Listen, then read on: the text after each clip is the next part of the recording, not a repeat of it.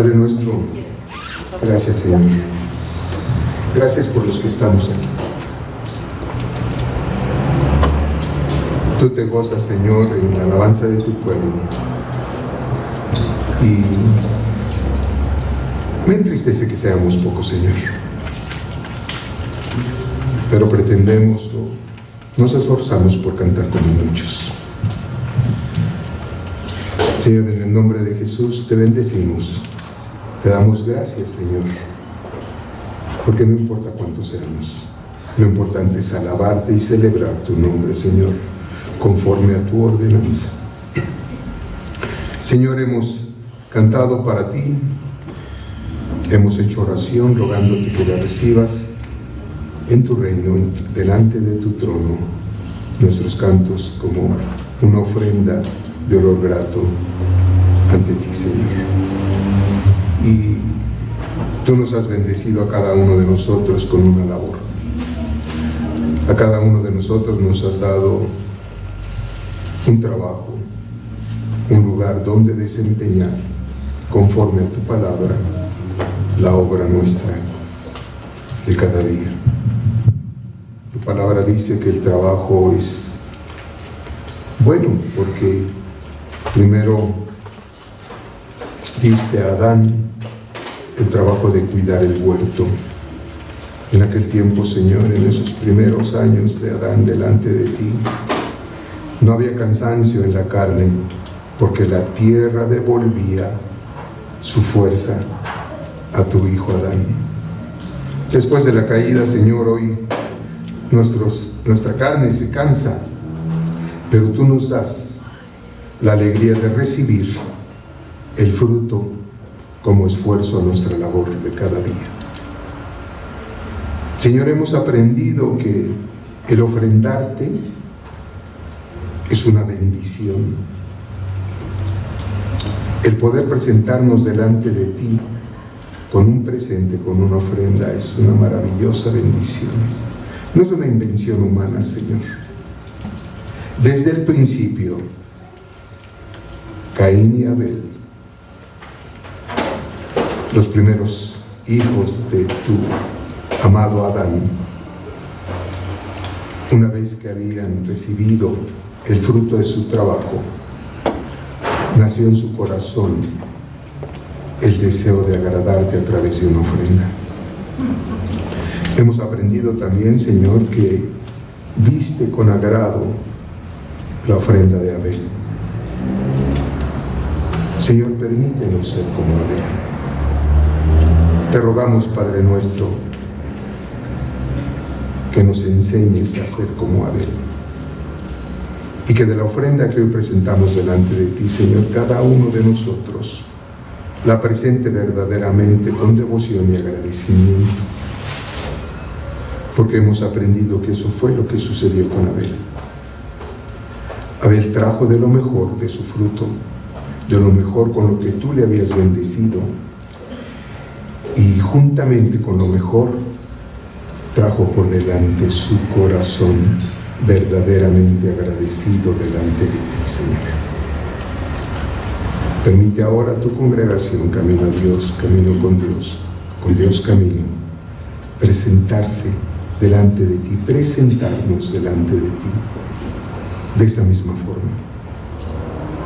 Que la ofrenda que cada uno de nosotros presenta hoy delante de ti sea verdaderamente lo mejor que tenemos para ofrecerte. Porque ansiamos, Señor, que mires con agrado nuestro proceder y lo que traemos para ti. En Jesús nuestro Señor aprendimos también la multiplicación. Tú de lo poco, Señor, multiplicas en abundancia y das más que suficiente. Permítenos también aprender y ver las maravillas de Jesús y hacerlas nuestras. Y aprender, Señor, que en la humildad de la devoción, de la ofrenda, está la multiplicación.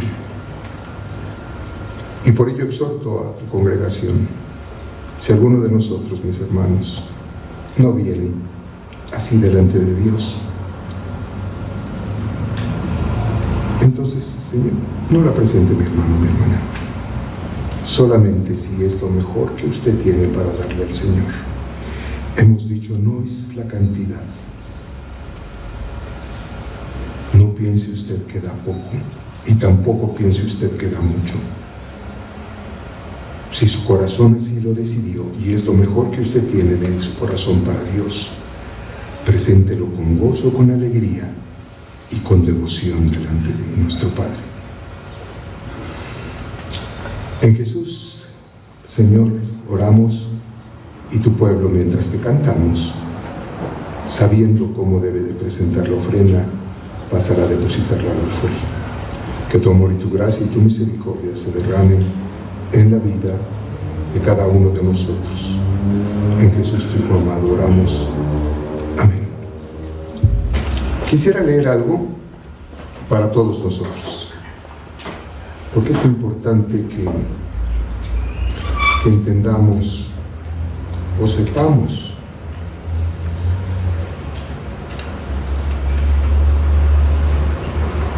el servicio que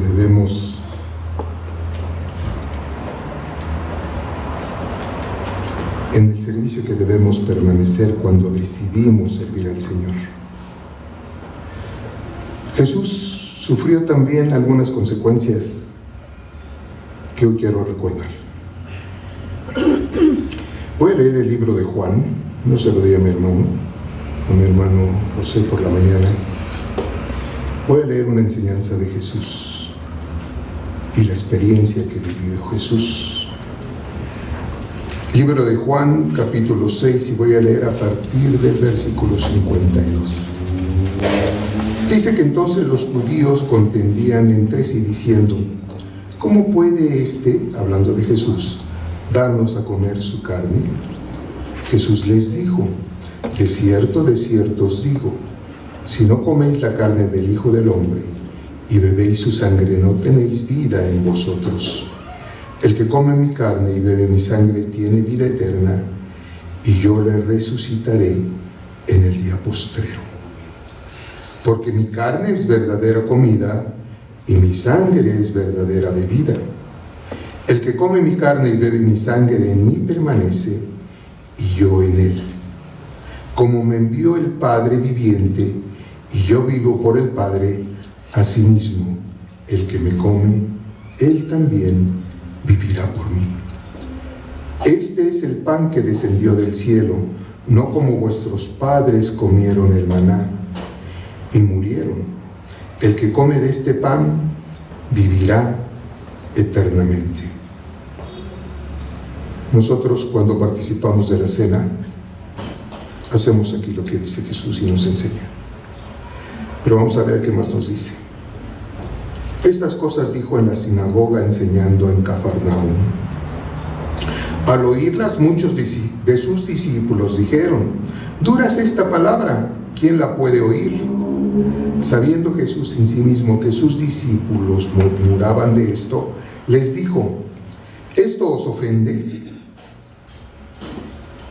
Pues qué, si viereis al Hijo del Hombre subir a donde estaba primero. El Espíritu es el que da vida, la carne para nada aprovecha. Las palabras que yo os he hablado son espíritu y son vida. Pero hay algunos de vosotros que no creen. Porque Jesús sabía desde el principio quiénes eran los que no creían y quién le había de entregar. Y dijo, por eso os he dicho que ninguno puede venir a mí si no le fuere dado por el Padre, o no le fuere dado del Padre. Atención con esto. Desde entonces muchos de sus discípulos volvieron atrás y ya no andaban con él. Dijo entonces Jesús a los 12, ¿queréis acaso iros también vosotros? Hasta ahí. Señores, la hora en que nos presentamos de nueva cuenta delante de ti. Señor, te rogamos que nos des a cada uno de nosotros el alimento que necesitamos. Tu palabra es verdadero alimento, lo acabamos de leer a través de Jesús. Señor, que nuestros oídos estén atentos y nuestros ojos muy abiertos para que, escuchando, aprendamos y podamos ver claramente lo que tú quieres enseñarnos y revelarnos a cada uno de nosotros. Señor, en el nombre de Jesús, cada uno de nosotros está delante de ti.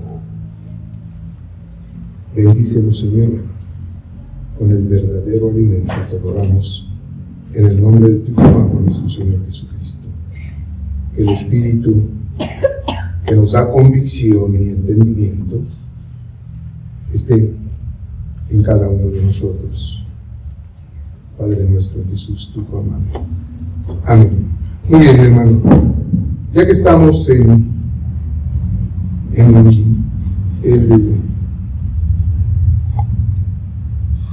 el tema de la remodelación del edificio, que ya comentamos hace un momento, vamos a leer qué nos enseña la palabra sobre una reedificación.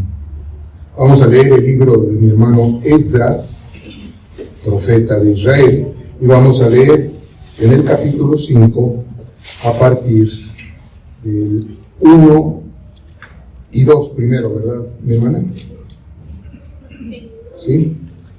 Por favor. Dice así: profetizaron Ageo y Zacarías, hijo de Ido, ambos profetas, a los judíos que estaban en Judá y en Jerusalén, en el nombre del Dios de Israel que estaba sobre ellos. Ageo y Zacarías también son dos profetas de los llamados menores. Hay el libro de Ageo, es el más cortito de la escritura, y también hay el libro de Zacarías. Así que estos dos varones de Dios, Ageo y Zacarías, Zacarías hijo de Ido, que había sido un sacerdote también del templo, ambos profetas, a los judíos que estaban en Judá y en Jerusalén, en el nombre del Dios de Israel, quien estaba sobre ellos. Entonces se levantaron Zorobabel, hijo de Salatiel, y Yeshua, hijo de Josadac. Déjenme aclarar de quién es Zorobabel. Primero, el significado del nombre Ageo, el profeta, es festivo. Así que hay que tener atención en el nombre, ya lo dijimos también en semanas anteriores, el nombre que le ponemos a nuestros hijos. Ageo significa festivo porque lo mandó Dios para la reconstrucción del templo. Zorobabel quiere decir Jehová recuerda, es decir, todo el tiempo el Padre tiene memoria de lo que promete y de lo que habla. Es también Zorobabel un antepasado de Jesús y el último en ejercer una autoridad política, porque Zorobabel también desciende de David. Así que él fue el último que tuvo reconocimiento de parte de otros reyes como una autoridad política del pueblo de Israel. Vamos a leer lo que dice Lucas 3:27 con respecto a Zorobabel. Dice así en el libro de Lucas: hijo de Joana, hijo de Resa, hijo de Zorobabel, hijo de Salatiel, hijo de Neri. Aquí mi hermano Lucas está dando los antepasados de Jesús, pero nada más seleccioné este versículo para que veamos que aparece ahí Zorobabel como antepasado de Jesús. Si usted desea leer toda la genealogía, lea Lucas 3 desde el 1 en adelante, donde Lucas nos hace saber toda la genealogía de Jesús. Salatiel es hijo del rey Joaquín, es el penúltimo rey de Judá. Regresamos entonces, mi hermano, por favor. Entonces se levantaron Zorobabel, hijo de Salatiel, y Yeshua, que Yeshua es precisamente el nombre de Jesús, Dios salva. Pero no está hablando de Jesús en este momento, hijo de Josadac, y comenzaron a reedificar la casa de Dios que estaba en Jerusalén, y con ellos los profetas de Dios que les ayudaban. Déjeme decirle, hacerle un poco de historia. Habían sido el pueblo de Israel conquistado por el rey Nabucodonosor y habían sido deportados todo el pueblo de Israel hacia Babilonia. Algunos se habían escondido en cuevas o en lugares así, y los menos habían permanecido en Jerusalén. Ya lo enseñamos también hace como 2 semanas. Y otros huyeron a Egipto. Entonces, los que permanecieron en Judá y en la ciudad de Jerusalén participaron o escucharon a los profetas y quisieron participar en la reedificación del templo. Para esto, ya había Nabucodonosor dejado el trono, ya había sido muerto, y hubo 2 reyes de Persia, uno llamado Ciro, y uno llamado Darío y el otro llamado Ciro. Pero primero fue Ciro y después fue Darío. Entonces, en el tiempo que está hablando aquí la Escritura, estamos hablando de 525 antes de Jesús, y con ellos 2 profetas de Dios que les ayudaban. Sí, por favor, continuamos. No, ahora si ya me lo diste, ahora regresamos a la siguiente de Esdras, por favor, regresamos a Esdras. En aquel tiempo vino a ellos Tatnai, gobernador del otro lado del río, y Setar-Boznai y sus compañeros. Estos señores eran gobernadores de la parte oeste del río Éufrates, un territorio muy grande. Asiria, desde luego, estaban bajo las órdenes del rey de Persia. Y Tatnai, gobernador del otro lado del río, y Setar-Boznai, posiblemente era su secretario, con otros más que estaban en su gobierno, y les dijeron así a Zorobabel y a Ageo: ¿quién nos ha dado orden para edificar esta casa y levantar estos muros? Ellos también preguntaron: ¿cuáles son los nombres de los hombres que hacen este edificio? Mas los ojos de Dios estaban sobre los ancianos de los judíos, y no les hicieron cesar hasta que el asunto fuese llevado a Darío, que era el rey de Persia. Darío había dado autorización para que volviera a reedificarse. Darío se jactó de ser un emperador que respetó las diferentes creencias de sus súbditos. El reinado de Persia, o el imperio persa, fue muy extenso, abarcó hasta inclusive Grecia. Así que puso en cada una de las provincias gobernadores, y estos personajes de los que nos habla ahora la Escritura son los que gobernaban del río Éufrates hasta la Tierra Santa. Y entonces dijeron, respondieron por carta sobre esto: copia de la carta que Tatnai, gobernador del otro lado del río, y Setar-Boznai y sus compañeros los gobernadores que estaban al otro lado del río enviaron al rey Darío.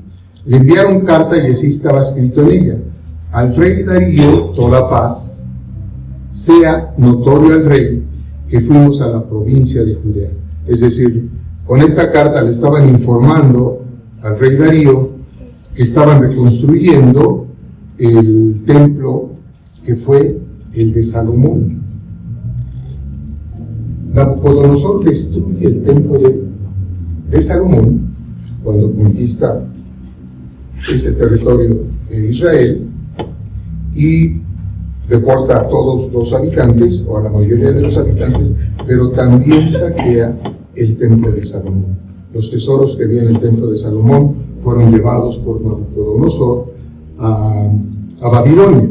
Y dice así, que fuimos a la provincia de Judea, a la casa del gran Dios, atención como mencionan aquí el nombre de nuestro Señor, la cual se edifica con piedras grandes, y ya los maderos están puestos en las paredes, y la obra se hace deprisa y prospera en sus manos. Entonces preguntamos a los ancianos, diciéndoles así: ¿quién os dio orden para edificar esta casa y para levantar estos muros? Y también les preguntamos nombres para hacértelo saber, para escribirte los nombres de los hombres que estaban a la cabeza de ellos. Y nos respondieron diciendo así: nosotros somos siervos del Dios del cielo y de la tierra, y reedificamos la casa que ya muchos años antes había sido edificada, la cual edificó y terminó el gran rey de Israel. Ahí están refiriéndose a Salomón. ¿Recuerdan ustedes a quién le nació en su corazón edificar una casa para Jehová? Al rey David. David expresó su deseo de edificar una casa para Dios. ¿Y Dios qué le contesta? Primero le dice: ¿tú me vas a hacer una casa a mí? ¿Que no conoces que mi casa es los cielos y la tierra es el estrado de mis pies? ¿Cómo puedes tú hacer un algo que me contenga a mí? En esto reconocemos el amor de Dios, porque desde el principio, cuando Dios le dice a Moisés que edifique o construya el tabernáculo, que es el antecedente del templo, fue precisamente Dios quien le da la instrucción a Moisés para que lo construya, y le da todas las especificaciones, porque Dios deseaba permanecer con su pueblo. Así que Él mismo da la forma en que debía de construir Moisés el tabernáculo. Era una casa de campaña, digamos. Se construía, más bien se armaba y se desarmaba según el pueblo estuvo peregrinando por todo el desierto del Sinaí. Ese es el primer antecedente que tenemos del templo para Dios. Así que David desea traer a Jerusalén el arca de la alianza, y para ello desea construirle un lugar a Dios para que allí reposara el arca. Como David había sido un hombre de guerra, el padre le dice: tú no me construirás una casa, pero por amor a ti le voy a conceder a Salomón tu hijo que él la construya. David le dejó mucho material y riqueza a Salomón para que lo construyera.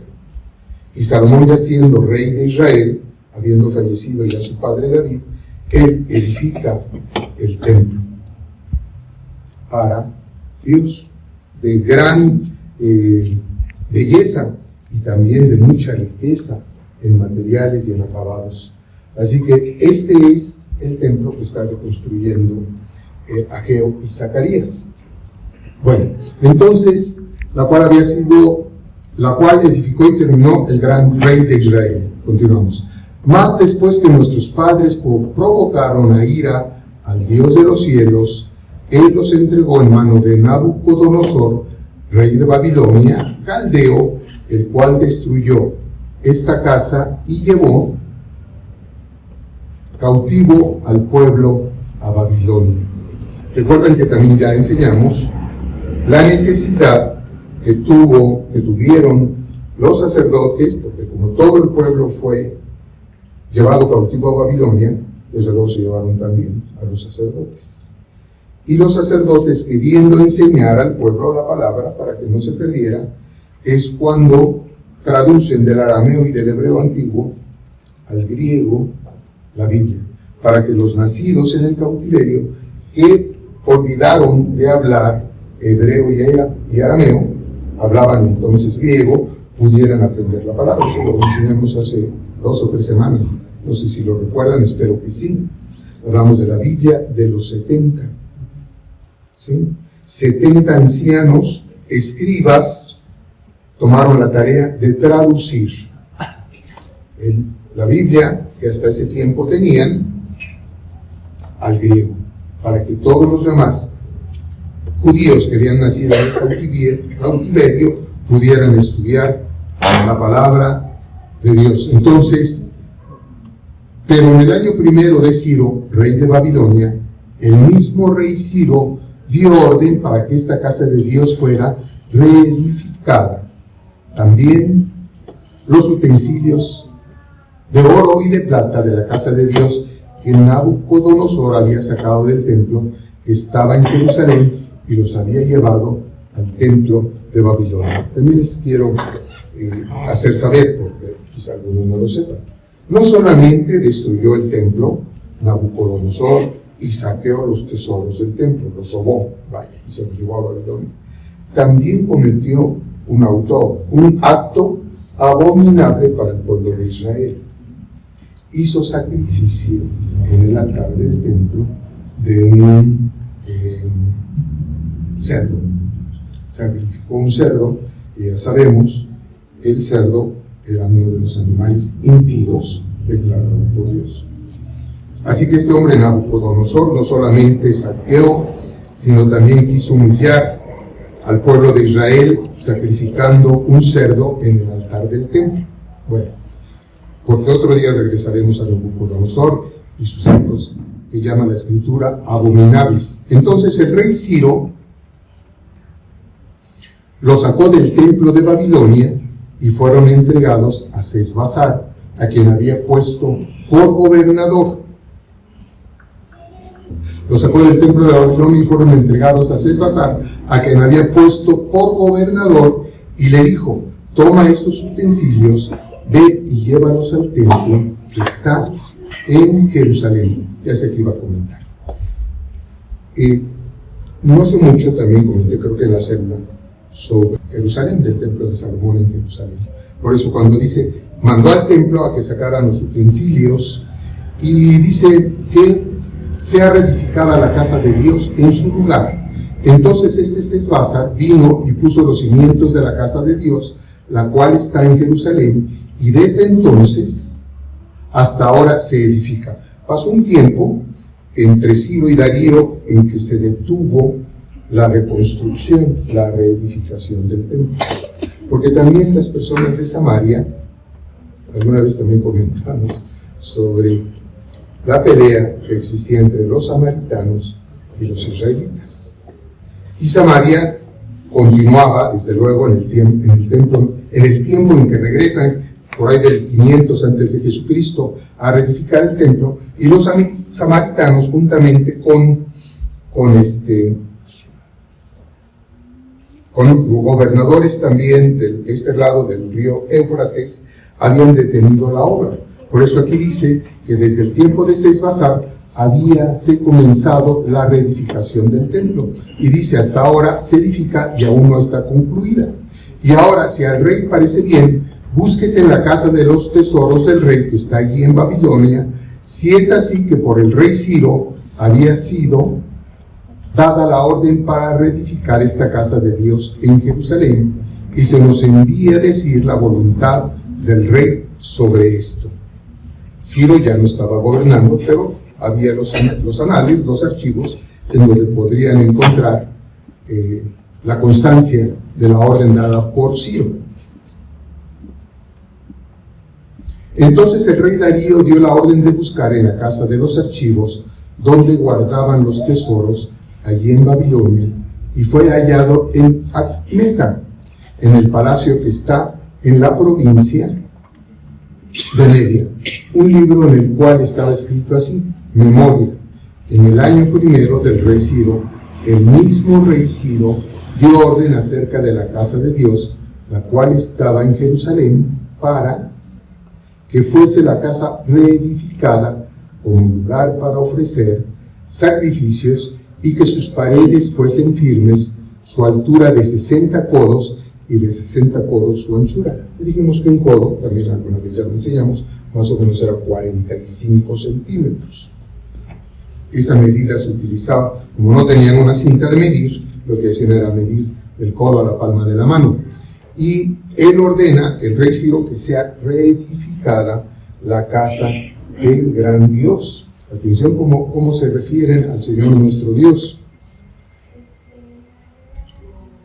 Y de 3 hileras de piedras grandes y una de madera nueva, y que el gasto sea pagado por el tesoro del rey. Es decir, como los israelitas habían sido llevados cautivos, algunos habían podido vivir en una cierta libertad y hacer comercio y vivir del fruto de su trabajo, pero no todos. Así que había muchos israelitas en Babilonia que realmente no tenían recursos.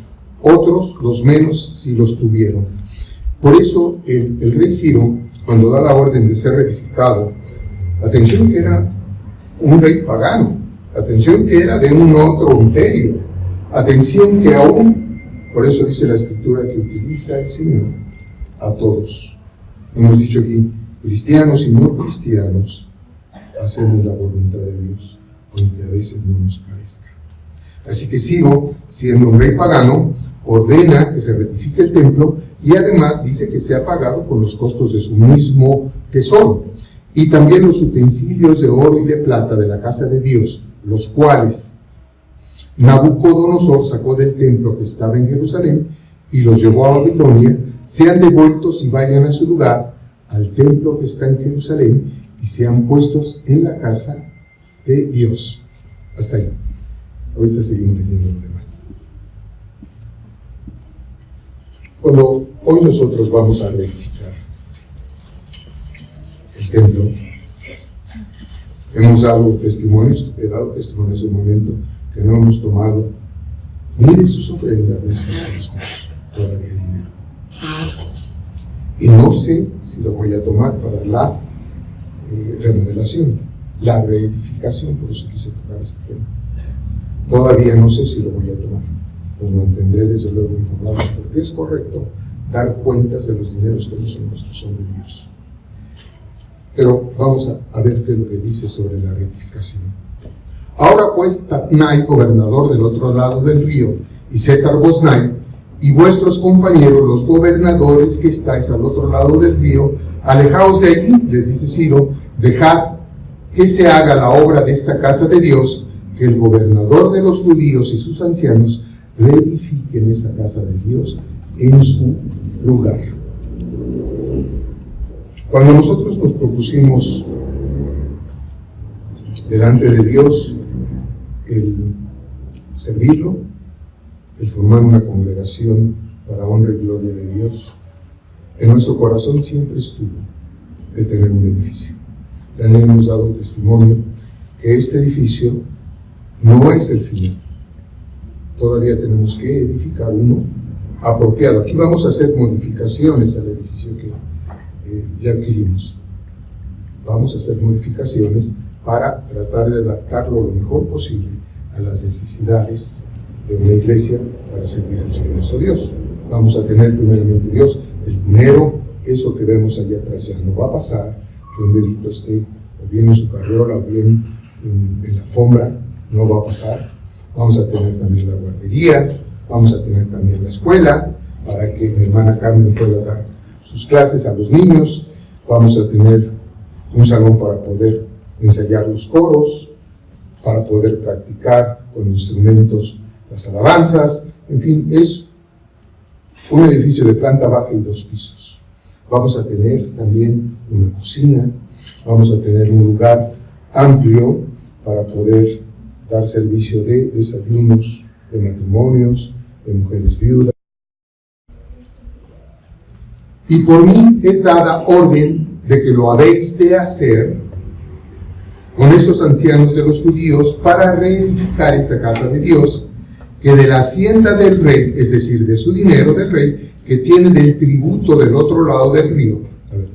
Estos gobernadores, desde luego, recababan impuestos que eran llevados hacia el rey de Persia. Se quedaban ellos como gobernadores con un dinero, y aquí lo que está diciendo el rey es que de los recursos de la hacienda que ellos cobraban en su imperio, en el territorio que ellos gobernaban, de ese dinero le dieran a los ancianos para reconstruir el templo. Que de la hacienda del rey que tiene del tributo del otro lado del río, se han dado puntualmente a esos varones los gastos para que no cese la obra. Seguramente estos varones se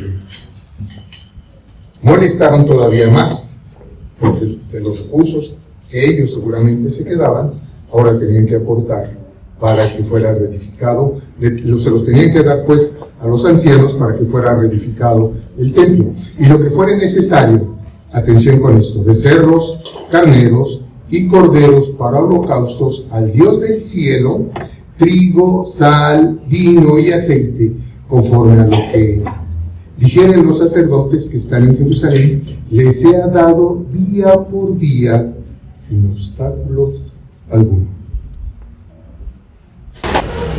Así como proveyó a los sacerdotes para que reedificaran el templo de Salomón, así nos ha proveído a nosotros. Amén.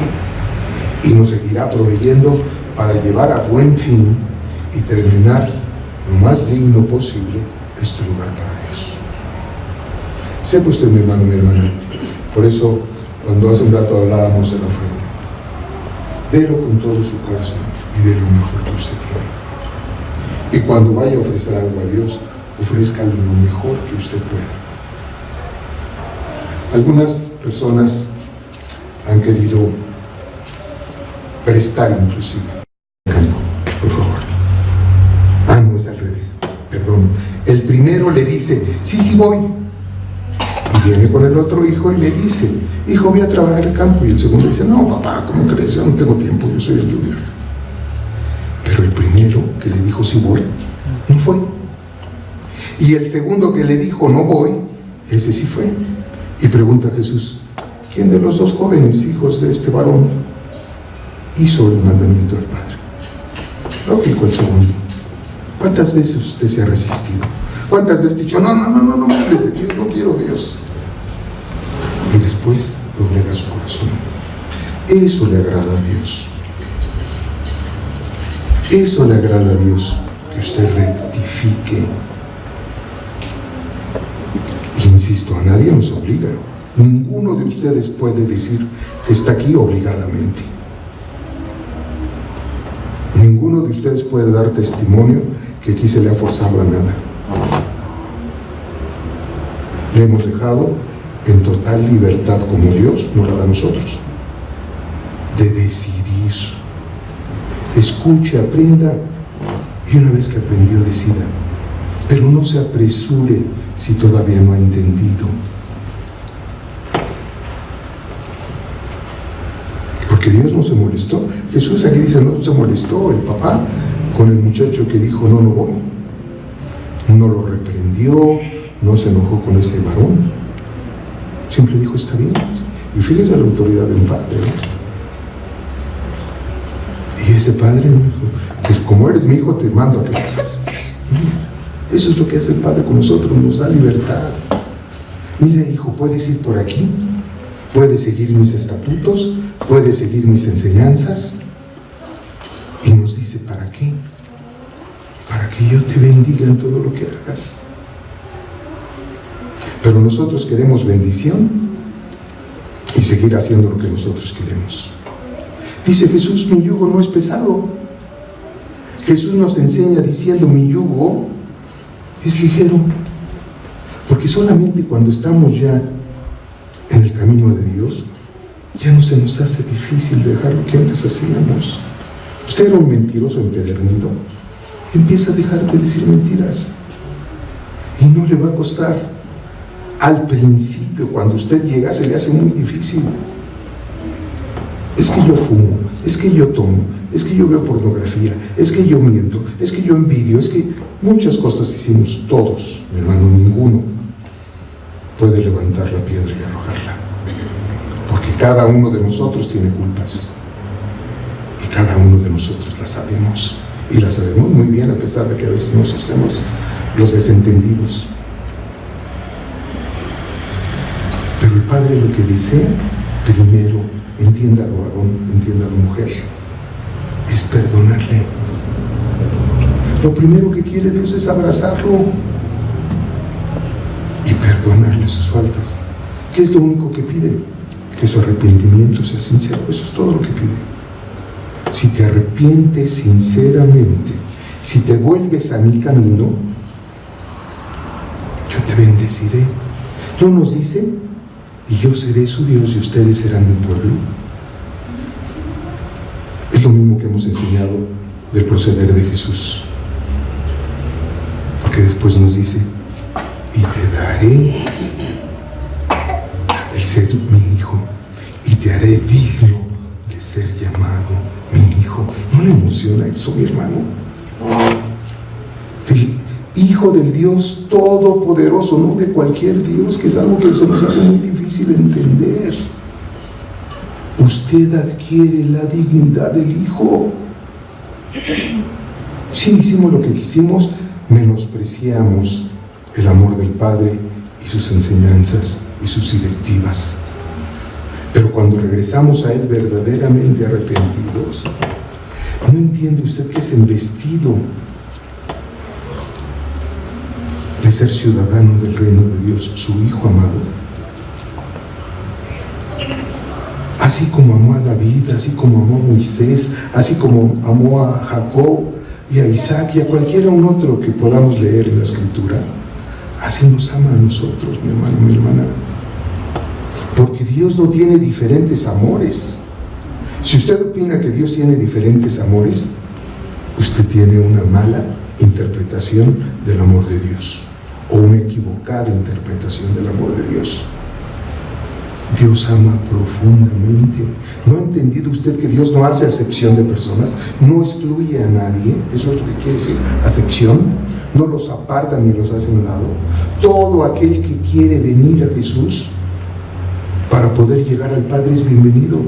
A nadie rechaza, a nadie cierra la puerta. Jesús está ansioso, además. Está ansioso de que usted regrese. A eso vino. ¿No ha entendido usted que murió precisamente para que tengamos acceso a Dios? ¿No entendió usted? Mira, antes se hacían muchas cosas, muchos sacrificios. Hoy no nos pide eso el Padre. Y no acabamos de leer lo que pasaba con esta Noemí y con Ruth. ¿Qué le dice Noemí? Se nos pide guardar 600 y tantos mandamientos. Oye usted, hoy el Padre nada más nos dice que guardemos 10. Y se nos hacen muchos. Y no podemos, es más, ni lo sabemos. Si ahorita les pregunto, díganme, mi hermano, mi hermana, los 10 mandamientos, ¿cuántos de nosotros sabemos? Y son 10, ¿no? Y se los dejo de tarea para que vayan a su escritura y los lean y los aprendan. Pero se nos hacen muchos y nada más son 10. No es un Dios simple, no es un Dios sencillo. Por eso dice Jesús, mi carga no es pesada, mi hermano, mi hermana. Nosotros es la que lo hacemos pesada. Ay, no voy a esa congregación. Mira, yo no me quiero congregar. Yo estoy muy bien con mis santos y con mis santitas y con mis vírgenes y mis no vírgenes, etc. Yo estoy muy bien acá. Yo estoy gozando de la vida, dice algunos de nosotros. Y Dios no nos dice que no gocemos de la vida, porque para eso no las da. Lo único que nos pide es que la gocemos sanamente. Eso es todo lo que nos pide. Pero nosotros en nuestros excesos, viviendo nuestra vida, tenemos afectados los riñones, tenemos la gota, tenemos no sé qué tantas cosas. Son nuestros excesos, mi hermano, mi hermana. Pero estamos muy, muy contentos como vivimos. Y después, ay Dios, quítame esto, ay Dios, quítame el otro, quítame esta dolencia, quítame aquello. Y Dios quiere sanarnos. ¿Qué necesitamos para que nos sanen? Lo que Jesús siempre preguntó. ¿Crees que puedo hacerlo? ¿Usted cree en su corazón que puede sanarle? Pues si lo cree, ya es sano. Nada más que decimos que sí, pero que no. Ahí sí, pero a la primera de cambio, como hace rato comenté. Sí, doy el paso, y a la primera otra vez me regreso. Y luego nos regresamos a un paso, muchos. La convicción. Eso es lo que vino a hacer el Espíritu, a darnos convicción de nuestros errores, de nuestras faltas. Porque dice Jesús, es mejor que me vaya, porque si yo me voy, mi Padre va a enviar el Espíritu. Le voy a pedir a mi Padre que envíe el Espíritu, y Él va a estar con ustedes y les va a recordar todo lo que yo les he enseñado, y les va a dar convicción del pecado en que vivimos. Por eso hace un rato decía, no es ningún ministro, mi hermano, mi hermana, a donde usted vaya, y respeto a los ministros, yo soy un ministro de Dios, pero no es el ministro, es el Espíritu. Sépalo, mi hermano, mi hermana, es el Espíritu el que trabaja en usted, es el Espíritu el que le da la convicción. ¿Por qué viene usted aquí ahora? Porque le falta conocimiento. ¿Cuál es el papel del ministro? Enseñarle. ¿Cuál es su papel? Decidir.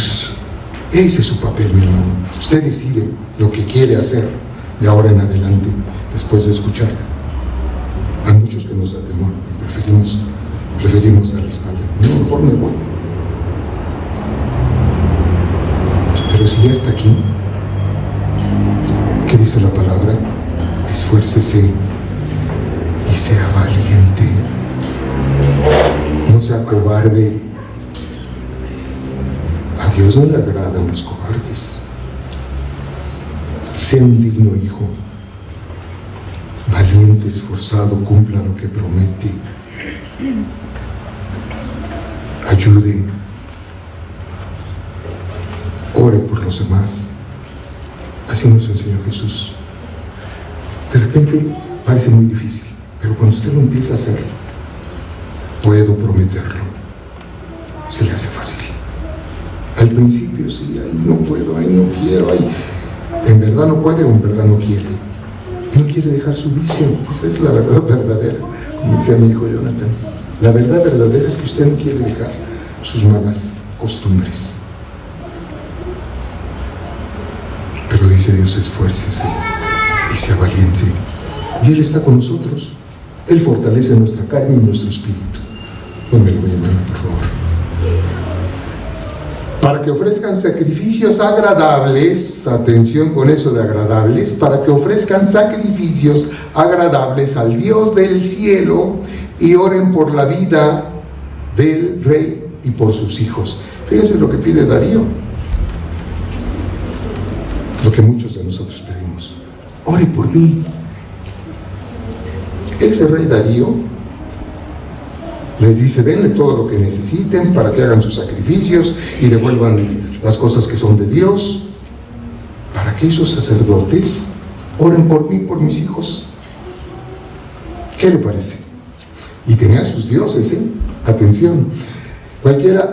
También por mí es dada orden que cualquiera que altere este decreto, se le arranque un madero de su casa y alzado sea colgado en él, y su casa sea hecha muladar.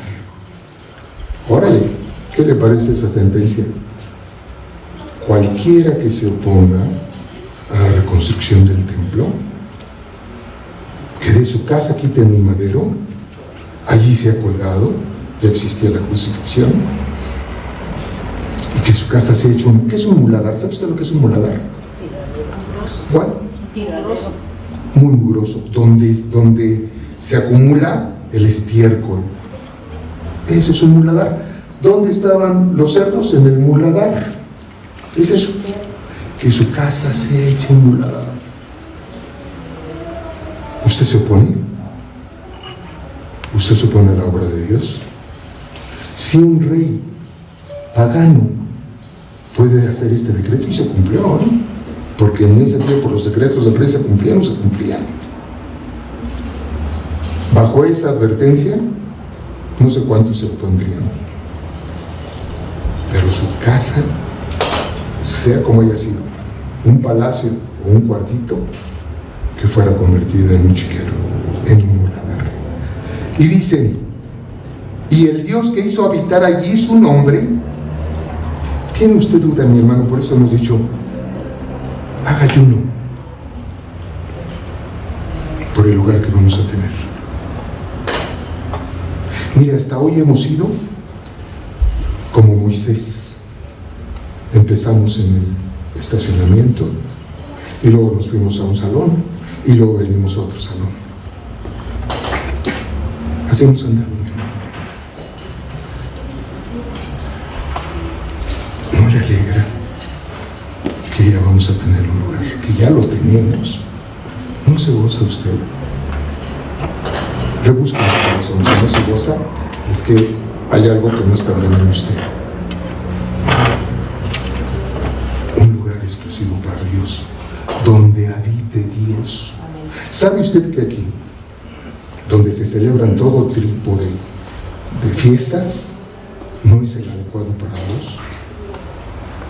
Por eso dijimos, vamos a dedicarlo, vamos a ungir ese edificio para que allí habite con nosotros el Espíritu de Dios.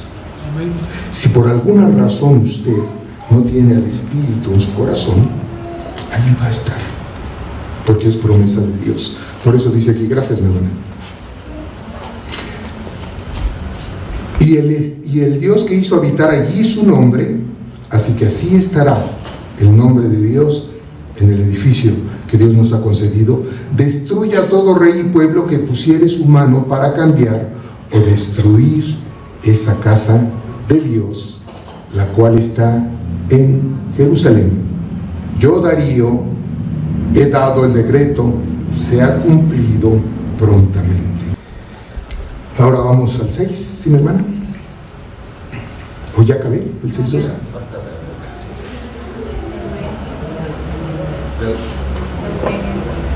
¿Ya? ¿Acabé?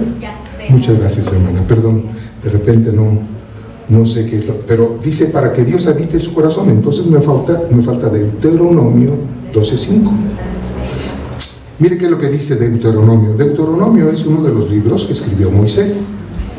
Son de los 5 libros, el Pentateuco, que escribió Moisés durante... ¿Sabe cuánto tiempo tardó Moisés en escribir estos libros? ¿Sabía?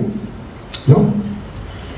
Bueno, los escribió durante el tiempo que el pueblo estuvo errante en el desierto.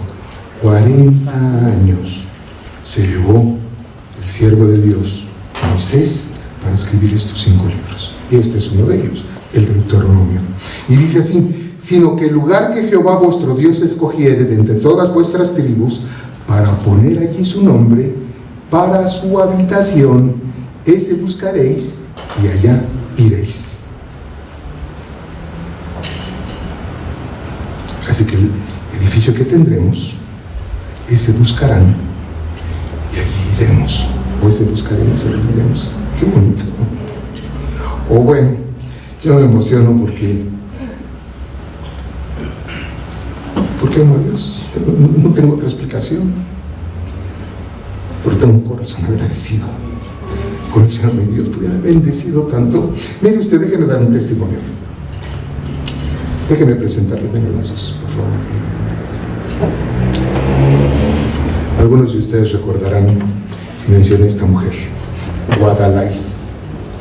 Es hermana de mi esposa, mi cuñada, vive en Cancún. Y algunas veces he hablado de esta otra niña.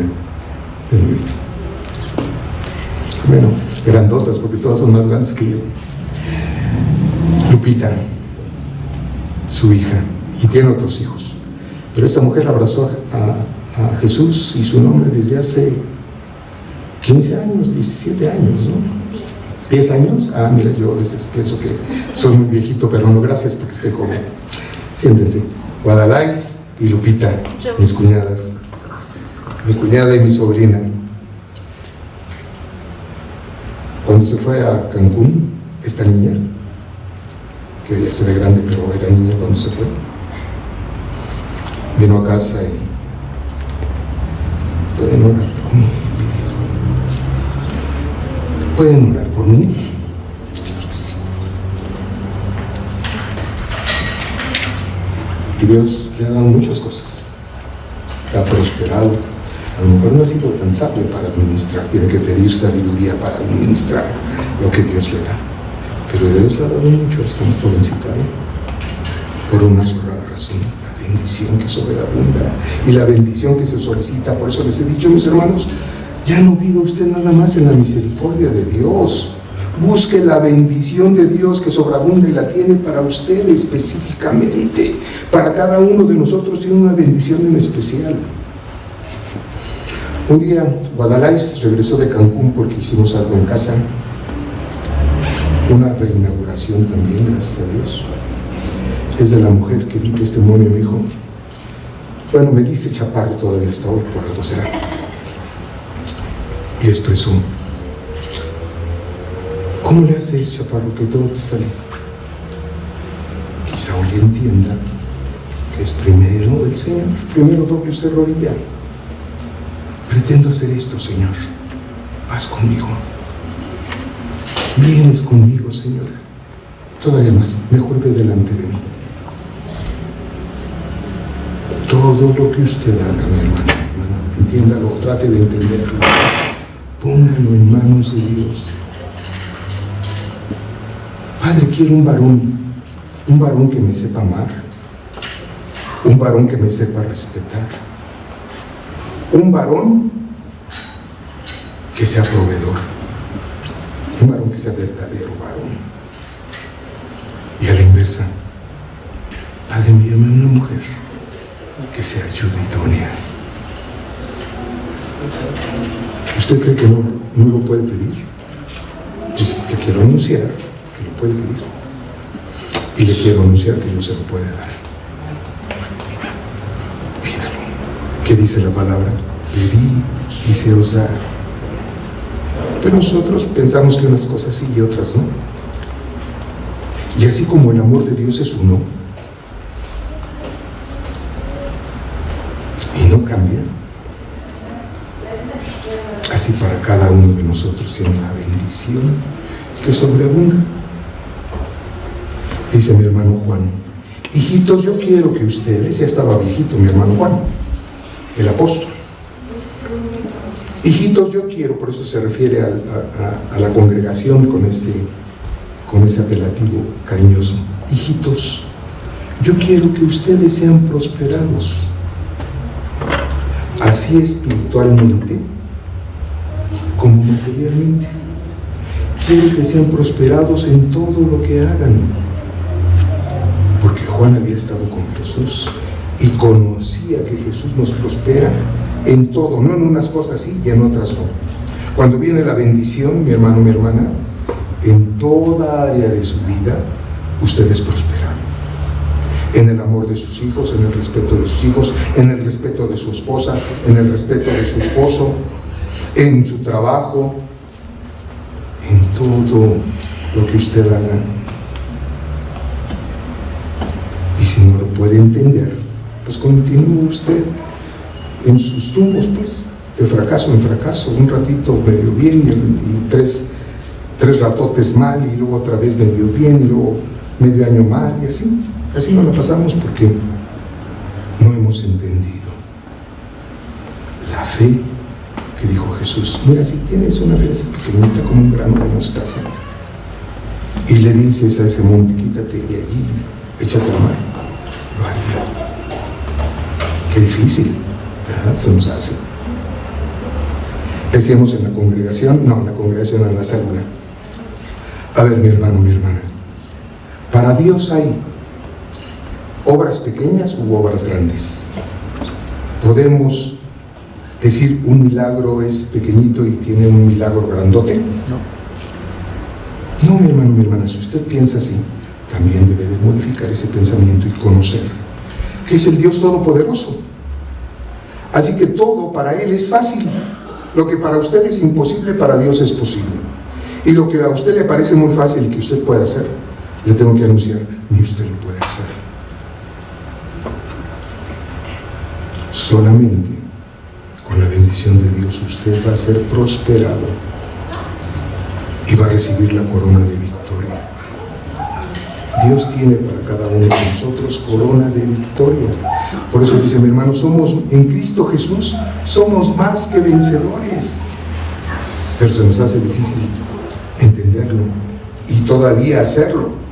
Hemos rogado también en oración, mi hermano, mi hermana, ya no se quede nada más en escuchar. Haga obra, sea hacedor de lo que ha escuchado y aprendido. Porque dicen que las obras sin fe de nada sirven.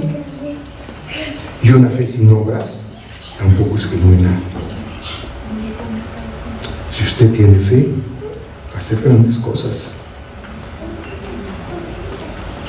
Que otros puede parecer que es titánico, es imposible. Pero para Dios todo es posible. Todo es posible. El hacedor de las estrellas acaba de fallecer, no sé qué hora, no sé si ya está. Un comentario. ¿Saben que falleció en que en los últimos tiempos, en los últimos años, es el científico más sobresaliente? ¿Sí lo escucharon? Stephen Hawking. Se peleó siempre con Dios. Dios no existe. No. Sí, la masa y la energía y no sé qué, encontraron un momento propicio para hacer la explosión y se expandió el universo, y no nada más este que conocemos, porque se vuelve multiplicación, lo que dije hace un rato. Y Dios no existe.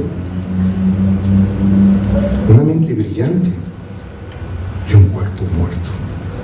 ¿Sabe usted qué enfermedad tenía este varón? Una enfermedad que se llama ELA, que quiere decir que se atrofian los músculos. Cuando fue joven, delgado, él muy delgado, y se casó, ya tenía una mente brillante, pero no sé su historia bien. Posiblemente todavía no se empezaba a pelear con Dios. Porque mi hermana, todo el tiempo después, vivió, ¿qué edad murió? ¿70 años? 76. Todo el demás tiempo vivió en una silla de ruedas. Tenía que hablar a través de un computador con los sonidos naturales porque no podía hablar. No hablaba muy mal ni se le entendía. Así. Búsquelo en su internet, búsquelo en su teléfono. Stephen Hawking. Todo el tiempo se peleó con Dios. Y todo el tiempo estuvo en minusvalía. No digo que es un castigo. Lo que digo es que es una consecuencia. Porque a veces nosotros queremos hacer lo que se nos ocurre y blasfemar lo que se nos ocurre y pensamos que no tenemos consecuencia. Por eso también alguna vez enseñamos aquí, mi hermano, usted viene a Dios, amén. Pero Dios le perdona sus pecados y los envía al fondo del mar, también, amén. Pero hay una consecuencia, mi hermano, que usted debe de vivir para aprender, para usted templar su carácter y ser un buen siervo de Dios. Cuando usted está en la batalla, templa su carácter.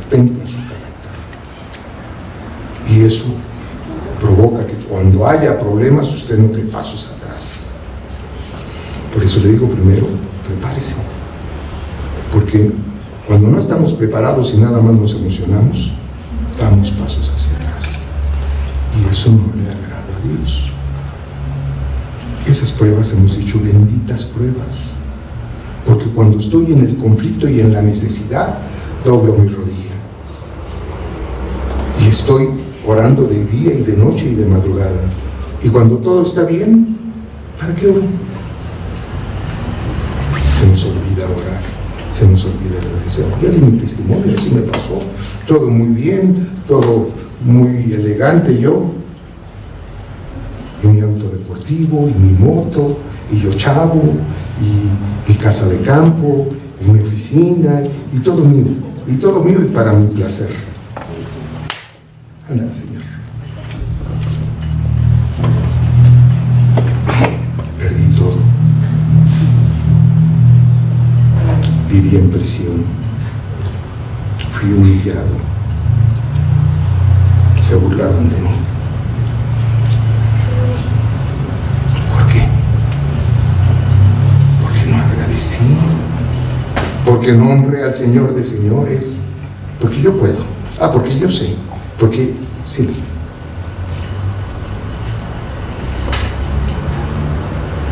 Vana gloria, dice mi hermano Salomón. Tenga atención de eso, mi hermano, mi hermana. Aprenda, tómelo en consideración y medite sobre ello. Amén. Medites también sobre el templo. Trate de gozarse, experimente en su corazón. No acabamos de leer esta enseñanza. Pero ¿cómo se gozaron mis hermanos? Y no acabamos de leer que después el pueblo llevó, esos pobres que mencioné hace un rato que no tenían, también llevaron. Por eso dice el Señor, ninguno es tan pobre que no pueda presentar ofrenda delante de mí. Que nos hacemos los pobres, pues nos hacemos. Pero usted decida, mire, libre albedrío. Escuche, medite, no nada más emocione, medite y decida. Con pleno convencimiento, no me interesa. Porque dice el Padre, prefiero a los fríos que a los tibios. Usted quiere ser frío, continúe en su frialdad, continúe en su mundo, continúe en su vanagloria. Pero por favor, mi hermano, entiéndalo, en el nombre de Jesús. No esté aquí y esté en medio, un ratito acá. Por eso dice el Padre, no te desvíes ni a diestra ni a siniestra. Sigue mi camino, porque estamos un ratito calientes, un ratito en lo frío y luego aquí en medio en lo tibio. ¿Y qué dice el Padre? Al tibio lo vomitaré de mi boca. Hace un rato dijimos, por favor tenga temor de que el Padre lo vea como a Caín. Ahora le digo, por favor tenga temor de que el Padre lo vea como un tibio. Medite muy bien, mi hermano, mi hermana. Lea su palabra, le hemos exhortado más de una vez. Lea su escritura en casa. Aprenda. Dios tiene muchas revelaciones para usted y muchas bendiciones que derramar en su vida. Amén. Amén. Padre nuestro, bendito es tu nombre por los siglos de los siglos. Señor, tú eres grande, bueno, perfecto, dadivoso, misericordioso, amoroso, omnipotente. Señor, no hay nada que no esté bajo tu autoridad. Señor, permítenos reconocerlo en nuestro corazón. Permítenos alegrarnos, Señor, de ser tus siervos y de proponernos, Señor, cada uno servirte conforme al talento y los dones que nos diste. En el nombre de Jesús, Señor, nos vamos gozosos de haber escuchado tu palabra. Te ruego, Señor, que cada uno de nosotros se goce conforme a su entendimiento. Y, Señor, fortalece nuestra carne y nuestro espíritu. Muchas gracias, Padre, en el nombre de tu Hijo amado, nuestro Señor Jesucristo. Oramos. Amén. Cantamos entonces, ¿no? Les ruego, debemos de prepararnos cada uno. Abra su corazón, abra también sus manos y prepárese a recibir la bendición maravillosa que Dios preparó para cada uno de nosotros. Y semana a semana la declaro delante de ti, oh Padre, para gracia y bendición de tu congregación. Y yo me incluyo, Señor, porque sigo ansioso de continuar conforme a tu bendición. Dice así: que el Señor nos bendiga y nos guarde, que el Señor nos mire con agrado y nos extienda su amor, que el Señor nos muestre su favor y nos conceda la paz. Amén, Señor, la recibimos y la abrazamos y la hacemos nuestra, Padre. En el nombre bendito de tu Hijo amado, Señor, nos vamos gozosos, sino por la palabra, por tu bendición maravillosa. La hacemos, Señor, parte de nuestra vida. Permítenos, Señor, que vaya delante de nosotros a donde quiera que vayamos. En Jesús, tu Hijo amado, oramos y te agradecemos. Amén. Vámonos en paz, mis hermanos. Muchas gracias.